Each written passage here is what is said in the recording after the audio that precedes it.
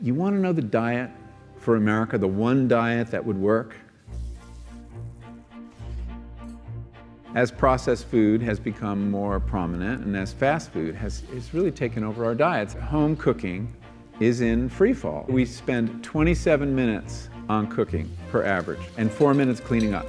Now, that 4 minutes should tell you something. I mean, what kind of cleaning up can you do in 4 minutes? You can crumple a pizza box and scrape some plates, but you're probably not tackling a pot. What it suggests is even that definition of cooking may be rather diluted. Rates of home cooking have fallen by half since the mid-60s. And it is no coincidence, and in fact the link has been pretty well demonstrated, that as rates of home cooking decline, rates of obesity go up. And if you look around the world, the countries where home cooking is still healthy, that tradition, that practice, have lower rates of obesity. I decided that the best way to encourage people to cook was to remind them what a beautiful, miraculous work it is, practice it is, and that we have been almost brainwashed to think of cooking as drudgery, something we don't have time for, or something we don't have the skills for. We fetishize cooking in our society today. We all watch television shows about these heroic athletic chefs who can do these amazing feats while the clock is ticking down behind them. It looks terrifying. It looks like work best left to professionals. And restaurant cooking has kind of become what we think of as cooking. But of course, that's never been the case. Restaurant cooking is a very specialized activity. And that's not the bar. We're being daunted about cooking. And then you have the industry with marketing messages that are flattering our sense of busyness, implicitly telling us, you don't have time to cook. You're too important. You're a loser if you have time to cook.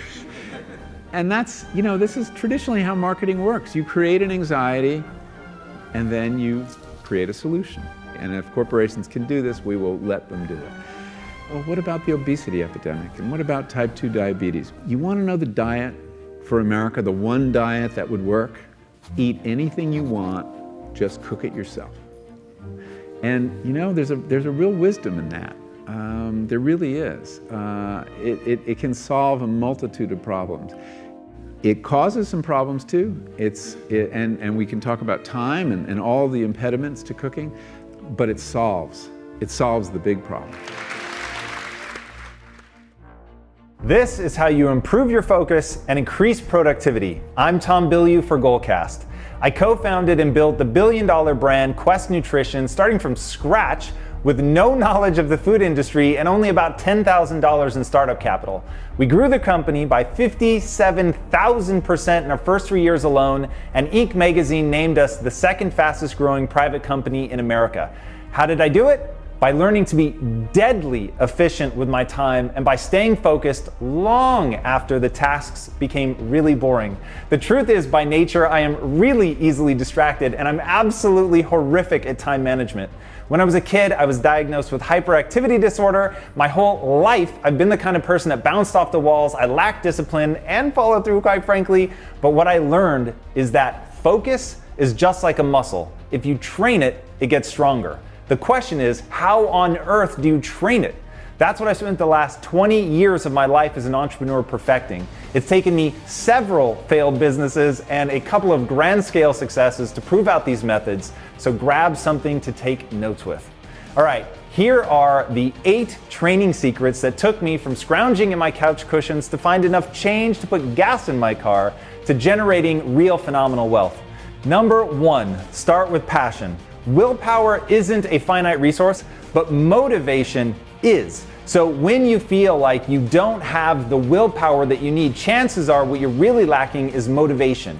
So you're not pursuing something that means enough to you for you to be able to generate energy. You want to pursue things that give you more energy than they take. Now, I don't think anybody's born with a passion. I think that it's something that you build in your life. I don't think it's something that you find. You find something that you're interested in, but then you're going to fan the flames of that interest through engagement, turn it into a fascination, and then through the process of gaining mastery, you turn that fascination into a real full-blown passion.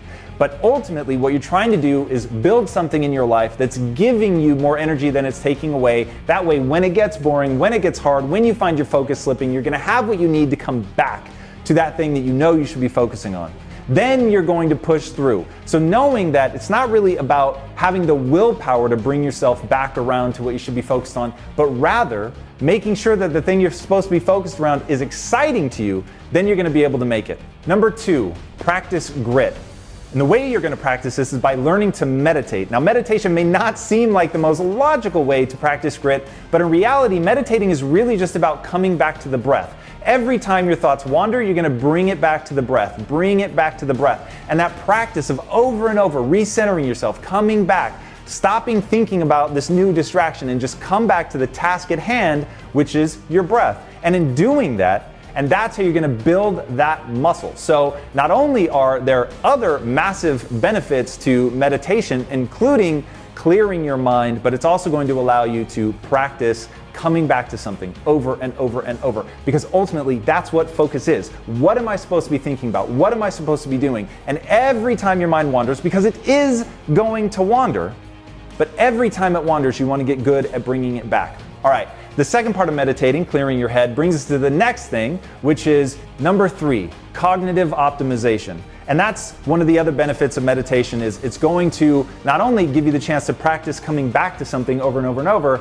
but it's going to lower what I call your background radiation, your stress, your anxiety. It's going to go away as you meditate. And that's absolutely critical because if you're going to be efficient, you've got to be cognitively optimized. There are really 3 ways to do that. Number 1, get as much sleep as you need. However much that is, get it. I don't use an alarm. I built a $1 billion brand not using an alarm. So there are no excuses about how busy you are. I work a lot, but I'm telling you right now, I get sleep first.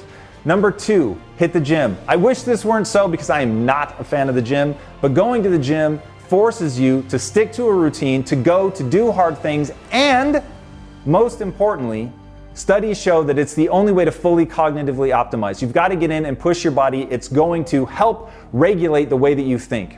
All right, the third thing on that is you've got to make sure that your diet is on point. Again, I wish that I could just eat a tub of licorice every day. I love junk food in ways you can't imagine, but it doesn't help you think clearly. And if you're going to get done the things that you want to get done, if you're going to achieve your goals, if you really want to be able to focus, you've got to have your diet on point.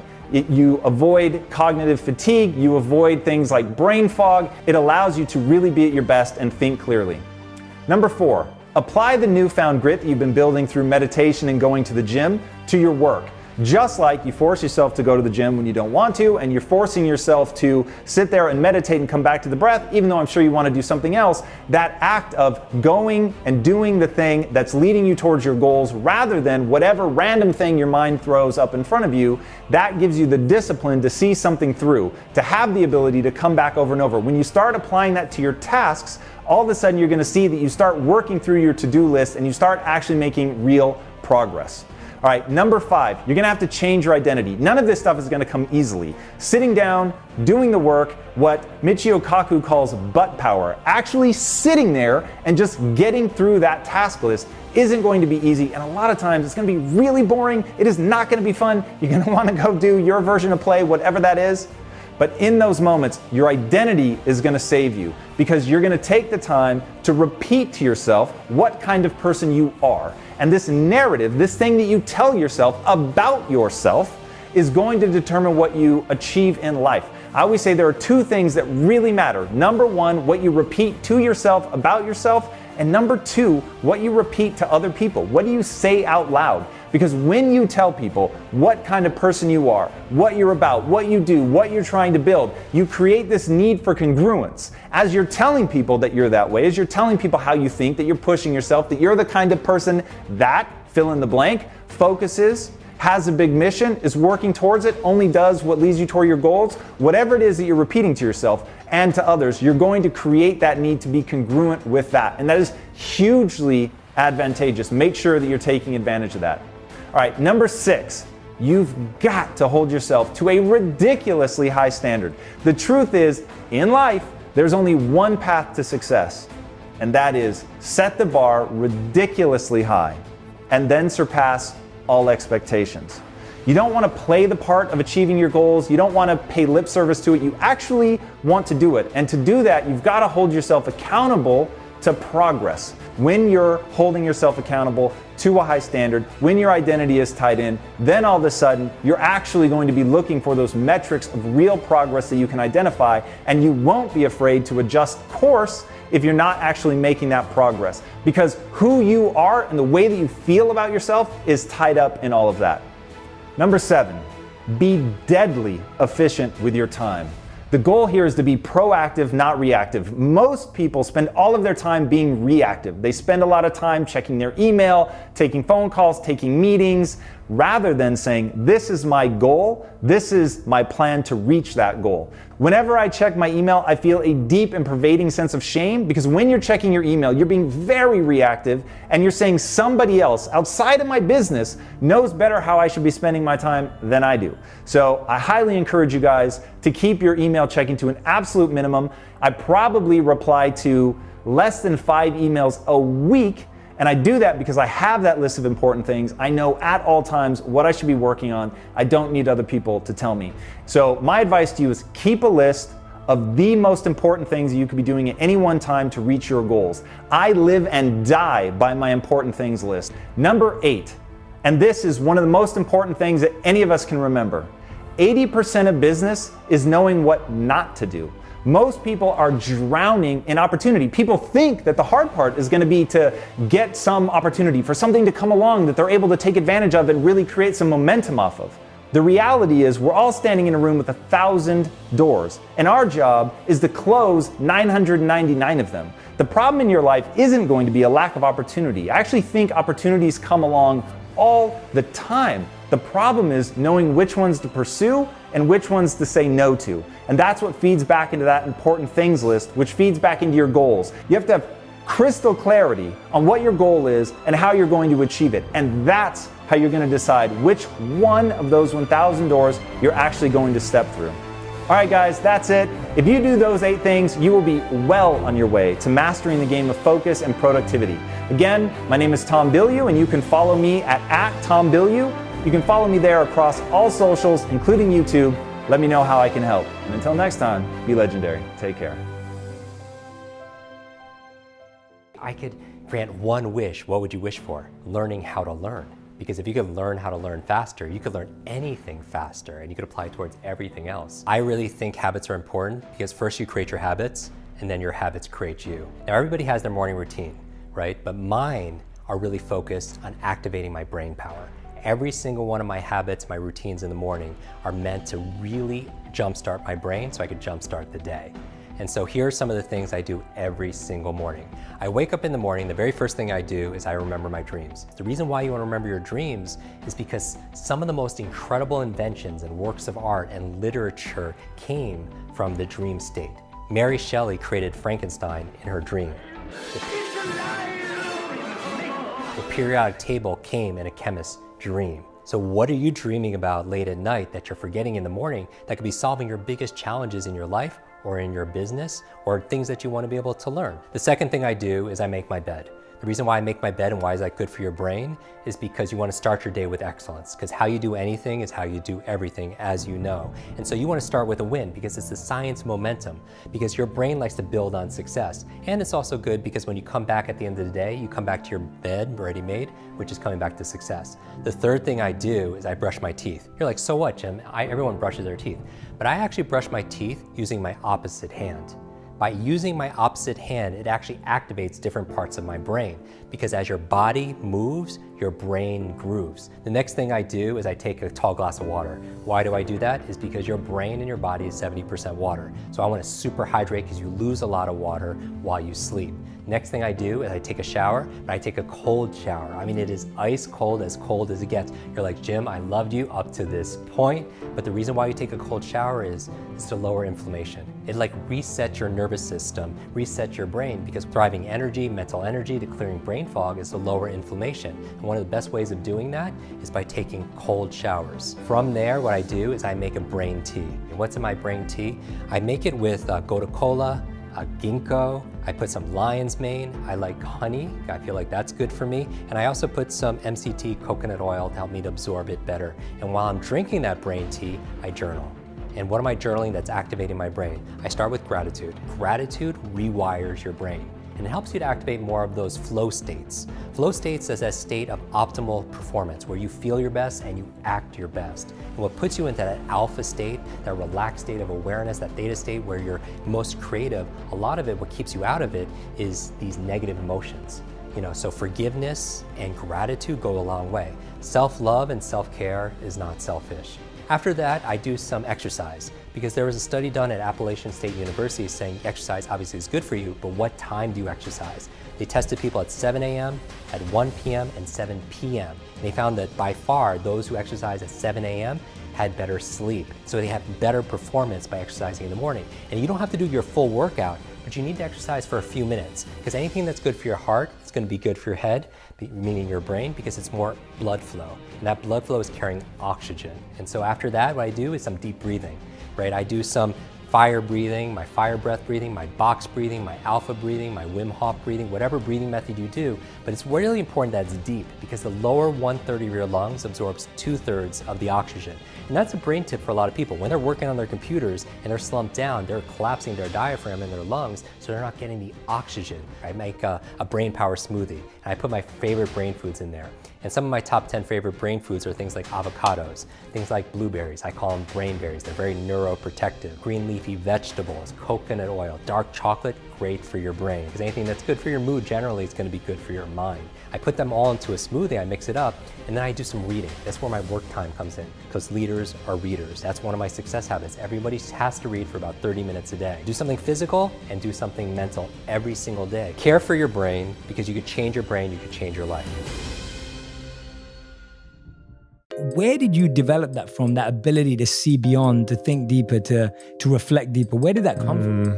Well, I had to do that because, I growing up in Italy. When I first moved over there, it was, I didn't speak Italian. I didn't have any friends. I had the game of basketball, and through sport and playing soccer, I was able to make friends and build connections. But it was a lot of time spent alone. And when I came back to the States, I wasn't the most athletic kid.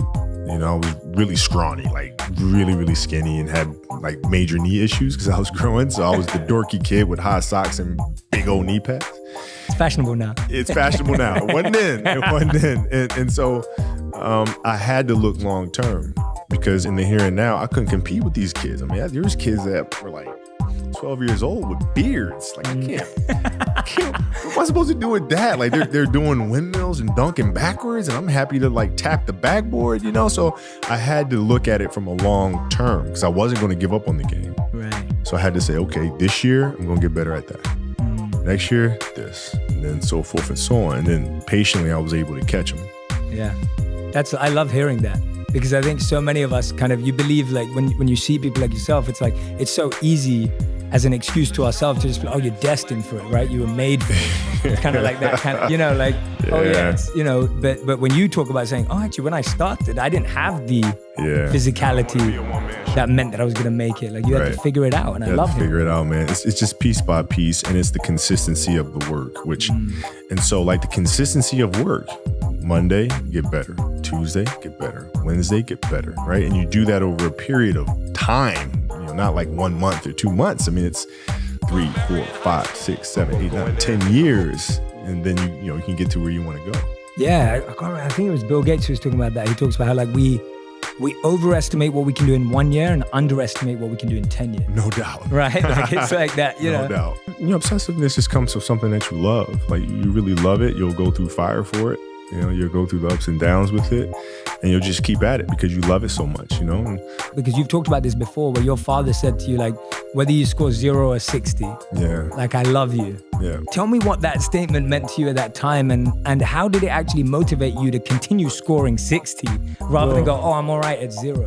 Well, it did more than that, right? So, like, the basketball stuff speaks for itself in terms of what that comment did for me, in terms of giving me stability and giving me confidence to say, okay, it's okay to fail because you're going to be loved no matter what. And that doesn't just mean basketball. That means anything in life. That means writing. That means being an entrepreneur. That means having the confidence to go for it. It's about the metaphor that sports has for life. I mean, sports is the greatest metaphor we have in terms of dealing with life. Because, even if you listen to music will give you guidance. right? That you can then meditate on and think about how you would apply it. In sports, you have to apply it in the here and now. I mean, you're faced with challenges moment to moment. You're faced with pressures and anxiety and communication or the lack thereof and all this other stuff. Like, it's in the moment. So you have to live it. And when you practice those things, you become better at it. Yeah, Oprah told me this when I first decided to build the studio, and I was asking how Harpo came to be. And she said, well, when she was doing her deal for the Oprah Winfrey Show, she was re-upping her deal.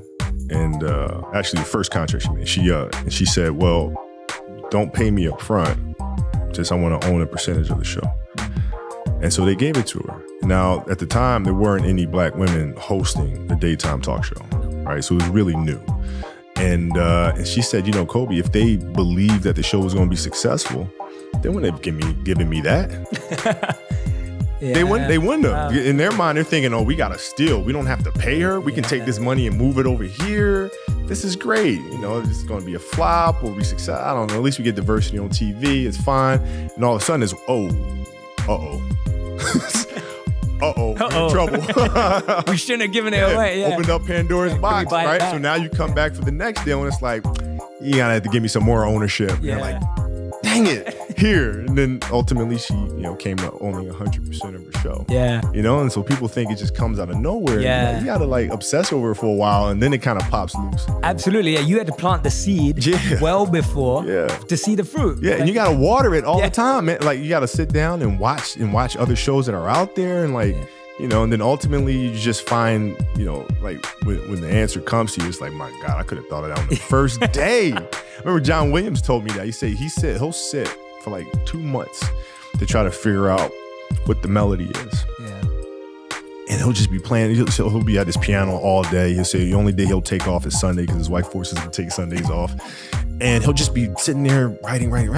And then it just comes. Yeah. And he's like, I seriously could have thought of that on the first day. Like, why? It's just so simple. Absolutely. How have you been able to, in your life, see past the cloud of emotion to actually execute on things? Because I think what we were speaking about earlier, this challenge that young people have today, everyone has today, of just so much information, so much cloud of emotion, so many feelings, so much childhood baggage that you're bringing. Like, how have you always cut through that and execute on that? What I try to do is just try to be still and understand that things come and go.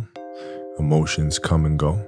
The important thing is to accept them all, to embrace them all, and then you can choose to do with them what you want versus being controlled by emotion.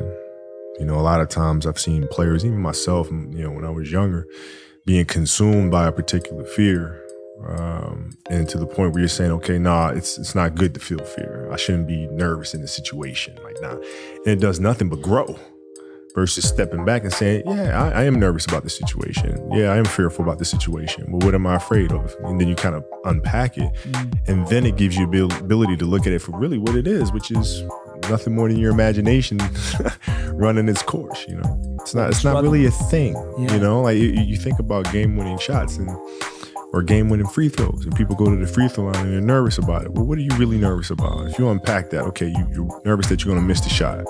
All right, so you missed the shot, then what happens? People are going to be embarrassed. You're going to be embarrassed because thousands of people, millions of people see you miss the shot. All right, and then what? People are going to talk bad about you. Okay, right? And so you're looking at it and go, are those things even important? You know what I mean? If that is my fear, what is, you worried about letting your teammates down? Okay, have you let them down before? Oh, I'm sure, in practice and things of that nature, right? They're still there. Yeah. And so when you're able to unpack it, you kind of look at it for what it is, which is really nothing. Yeah, I love that. Breaking it down. I think that's so important. I think everyone who's listening or watching right now, next time you're facing a fear, next time you're going against something, do that. Literally unpack it. Don't just settle for your first answer, because the first answer is rarely the right one. Don't hide from it. You got to be able to look at it and, and deal with it head on. Yeah, I love that, man. And you talk about that because you talk about, when you talk about missing 5 throws and you talk about getting over yourself. Yeah. Right? Like Yeah. getting over yourself. How did you get that mentality of just being like, I need to get over this. Like I need to get over myself. Trial and error. You grow up and you make game-winning shots and it's awesome. You come back the next day and miss a game-winning shot and it's misery. And then the next day comes and you're back playing again. And you understand that life has this cyclical nature where it's, what you do on Monday is fantastic, but then Tuesday is a bad day. But guess what? There's Wednesday. Yeah. So are we just supposed to live our lives like this the whole time? Versus just staying like this and understanding that it's really just a journey of evolution every day. It's just constant improvement, constant curiosity, constantly getting better. The results don't really matter. It's the figuring out with the inner challenges, the kind of the self-negotiation that takes place inside of our own heads. You're out running on a track, working out, and you start talking to yourself saying, man, my knee is really sore right now. Maybe I'm doing too much. Sounds like me. Maybe I need to back off, Man, my lungs are burning. Maybe I can just slow down here. I'll do like an extra 2 sets tomorrow. It'll be okay. Yeah. Right? That sort of stuff. Yes. Like that stuff's dangerous. Yes. And that's when you just got to say, you know what? I'm not negotiating with myself. Yeah. The deal was already made. The deal was made when I set out at the beginning of the summer and said, this is the training plan I'm doing. I signed that contract with myself. I'm doing it. Throughout that process, you'll start talking to yourself like, man, I think I need to, maybe if we, nope. No, this is non-negotiable. Yeah, non-negotiable. Yeah. Like what I found is creativity a lot of time comes from structure. I agree. I'm You know so what I'm glad saying? you said like that. when you have Yeah. those parameters and the structure, then within that you can be creative. But like if you don't have the structure, you're just aimlessly doing stuff. You're just Yes. where are you going? Like when I was writing a Wizard Art series and outlining Legacy, I come in the morning, 7 a.m., and I'm there. I'm writing backstory from 7 to 12, then go pick up my kids, and then I come right back and I'm writing again. So like within that structure, my mind when I go to sleep is already like planning of what the next day is going to be because I know, what it is I have to do. It's that consistency and structure. How are you encouraging young people to find the right mentors, and how can they find the right mentors, even through your work? I guess your work is somewhat mentorship. We try to be, and I think the important thing is research. In the hall here in the office, I have a hall that I call Muse Hall. We have all the portraits of some of our muses here, from J.K. Rowling to Steve Jobs and so forth and so on. And I think it's important to research them, and it's like putting fuel in the fire every day.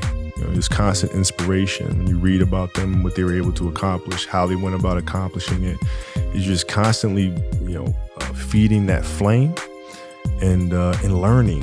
And the best way to do that is to learn from the people who have done it. Yes. Yeah.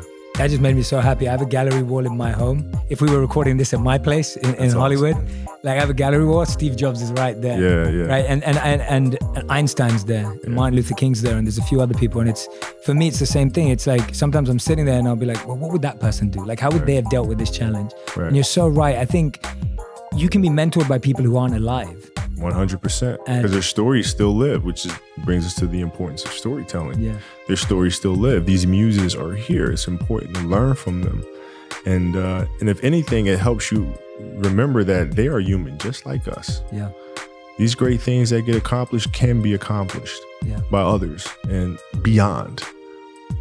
Building Walt Disney Company is not something that, people look at and scoff at and go, oh, it can't be done anymore. Well, why not? Why not? Yeah. And the more action you take, the more you think it's possible. Yeah, because you realize they're people just like us. They make mistakes just like us. And they kept going. And we can do the same. It's the only sound that can start a war or say, I love you. The ability to express yourself powerfully is very, very significant.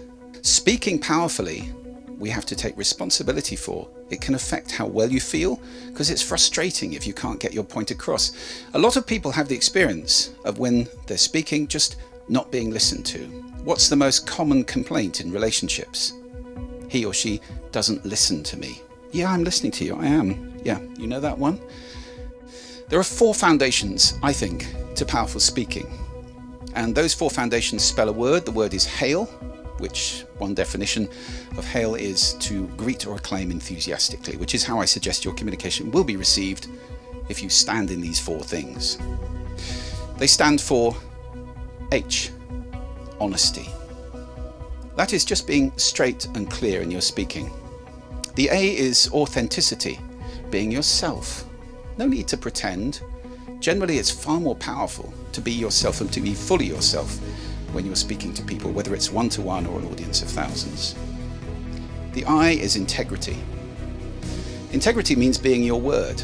If you say it, it happens. Your words are very powerful indeed. On the other hand, if you say you'll be there and you're never there, people develop a fairly cynical listening for your promises. The L, surprisingly perhaps, is love. Now, I don't mean romantic love here, obviously. I'm talking about well-wishing, just wishing people well. So love is kindness and it tempers the whole conversation. Hail is a very powerful place to stand. And if you're standing on those 4 things, people can recognize where you're coming from, and it's much more powerful. Let's try and be direct and clear in our speaking. This is going to become increasingly important. This, where you're speaking consciously, and perhaps you can ask people to listen consciously. If we put some of these principles into practice in our sending, I can't guarantee people are going to listen perfectly, but I would say you will have a much better chance of being received fully. And then we have a world where sound actually is working for us instead of against us. And I think that's a world that's worth striving for.